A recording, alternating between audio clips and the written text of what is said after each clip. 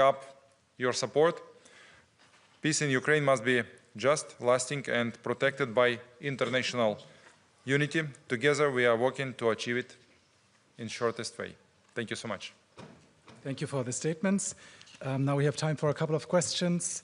Mr. Johnny Beale from BBC. Thank you. If I could ask Defence Secretary Healey, first of all, sorry, Jonathan Beale, BBC. If I could ask you, sir, first of all, I think the Secretary-General said that at the start of today's meeting, 6 NATO countries were going to join the Pearl Initiative, which is essentially Europe buying US military weapons to supply to Ukraine. That's grown to, I think, he said, 16 countries. But the UK isn't one of those countries. Now, Pete Hegseth, the US Defence Secretary, has described countries that aren't going to do that as freeloaders, or indicated they are freeloaders. So I just wanted to know, I'm not aware that the UK is part of that initiative. Are you going to be taking part in that initiative? I could ask Ukraine's Defence Minister, you've no doubt met with Pete Hegseth. Are you any clearer as to whether the US is ready to supply Ukraine with Tomahawk cruise missiles? You made clear in your opening remarks that you wanted long-range weapons, and you made clear which weapons those are. Those are Tomahawk cruise missiles. Did you get any indication from the US that they are ready to supply those weapons? And finally, if I could ask you, Minister Pistorius, do you sense a change in rhetoric of the US? Do you think that, you know, given where we were at the start with the first meeting with Defence Secretary Hegseth, where he was making clear that this was Europe's problem, that the US is now in a different place? And I think he said, Pete Hegseth, the US is ready to impose costs on Russia for its continued aggression. If we must take this step, the US stands ready to do our part that only the US can do. So do you think there has been a change? Thank you. Thank you. Shall I go first? Please, go ahead. Pearl is one way of Ukraine's strongest allies helping to meet their military needs.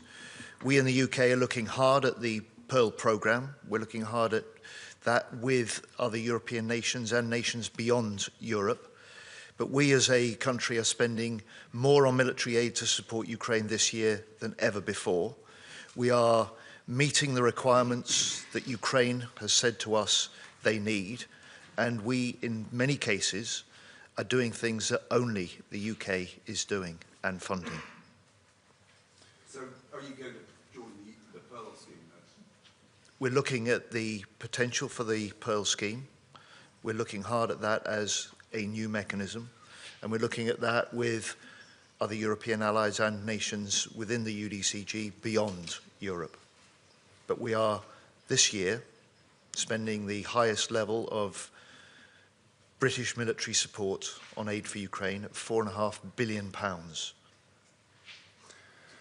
So we discussed today successful results of deep strike operations, which Ukraine provide by our own drones, deep strike drones, and actually we count that we destroyed 20% of refineries on Russian territory, and it brings them to the deficit of gas and gasoline on their gasoline stations.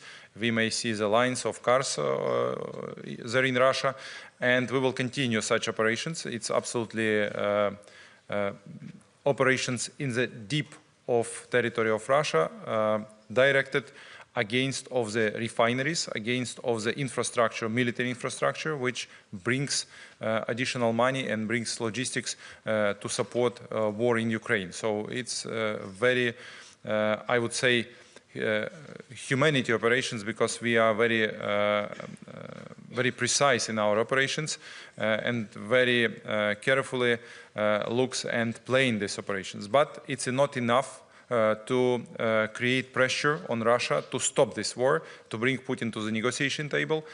We need to do more, and it should be like a combination of sanctions, of deep strike attacks, of pressure on the front line. So deep strike attacks should be combined with deep strike weaponry, missiles of our partners. We discuss all types of deep strike missiles, but I think that concrete names and concrete data will announce presidents. So President of Ukraine and President of United States answering your question, or leaders of other countries if it will be other partners who will supply to Ukraine deep strike missiles for our operations to continue and increase pressure on Russia. Thank you. Thank you for your question. I think the baseline of the remarks of Pete Hegseth remains the same since the beginning in February, but still I heard, as you did, these last words of his sentence with very much interest and attention too. And I would read in that kind of change of perspective and approach, but not more for the moment. I can't interpret really what he did mean. Thomas Gutschka, FAZ. Thanks a lot for the question. First one to Minister Pistorius.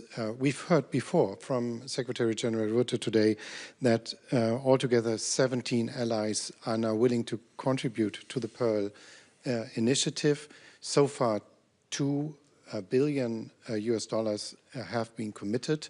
Can you give us an idea of the approximate amount of additional commitments done today? And a question to Minister Šmihal. When you sum up your requirements and your priorities under this program, what is the overall scope, let's say, on the basis of 12 months? I've heard US Ambassador to NATO Whitaker say yesterday it's approximately 10 billion euros, but or US dollars certainly. I'd just like to check that with you. Thank you.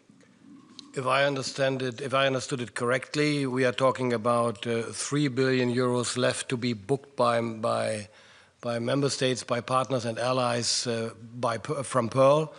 I don't know more. I don't know a total amount about that.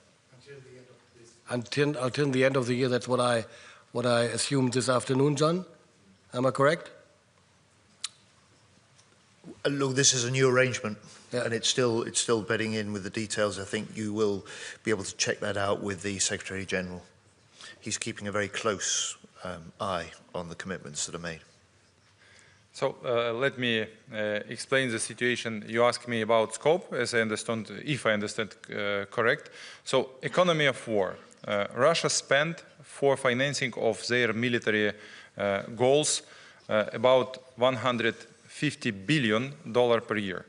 Economy of war demonstrates if you spend less, you begin to pay by lives and by territories. So you need to hold this balance of economy of war. So as a minimum, we need to spend $120 billion for the 2026. In scope of 12 months, it will mean that this year, for example, we estimate that we will spend $108 billion. And it means that next year, 120, it's a minimum requirement. As a country, Ukraine may cover only half of this amount. 60 billions we may collect as a taxes, and every dollar from our taxes we direct to cover these defense expenses. So other amount we need to collect together with partners. So we need fundraise this money, and it will be divided for Pearl project, for European producers to produce European types of weaponry, and for Ukrainian producers to produce Ukrainian drones and Ukrainian weaponry. So in which proportions we will calculate for the next year, but the scope of needs, of financial needs, is actually so as I explained. Sergei Sidorenko from European Pravda. Sergei Sidorenko. I have two questions, if I may. One is about, let's say, a change in perception of Ukraine by our partners.